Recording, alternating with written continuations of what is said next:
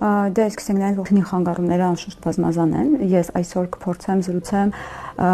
հոգեբանական ավելի շատ ասպեկտների մասին խոսենք, հա, որոնք են պատճառները, ինչ կարելի է անել, որ ազատվել այդ ամենից։ Եվ այսօր մեր իրականության մեջ մենք շատ տերմիններ օգտագործում ենք մեր առօրյա կյանքում եւ այն սովորական անքնությունը, որ բոլորի ժամանակ առ ժամանակ կարա բնորոշ լինի, կապված տարբեր կյանքի ժամանակահատվածների հետ, մենք միանգամից ընկալում ենք որպես խանգարումներ։ Դա այսօրվա մեր 21-րդ դարի, չասեմ պացիենտի, հա, այսպես ասած, բայց սովորական մարդու ինչ-որ սովորություն է դարձել, հա, ինչպես առօրյայում օգտագործում ենք, որ մենք ստրեսի մեջ ենք, մենք դեպրեսիայի մեջ ենք, այնպես էլ անդադ շատ հաճախ օգտագործում ենք, որ ունենք քնի խանգարումներ։ Եթե ասես առօրյա, այսպես ասած, խանգարումների մասին խոսենք, որը լինում է ժամանակ առ ժամանակ նույնիսկ եմ կրկնվում բոլորիս մոտ, նրանք կարող են պայմանավորված լինեն նույնիսկ դրական էմոցիաներով, հա, օրինակ բոլորիս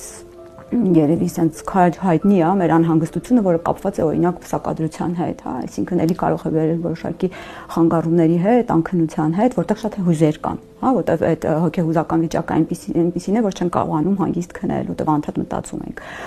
Եթե բացասական տեսանկյունից վերցնենք անընդհատ ստրեսները, որոնք լինում են, հա, տարբեր տարիքային ճգնաժամերը, տարբեր էգզիստենցիալ ճգնաժամերը, հա, երբ որ sense մարդուն պայտակ թվում է, որ իմաստը կորցրել է կյանքի, հա, եւ դա էլ կարող է պատճառ լինի, որ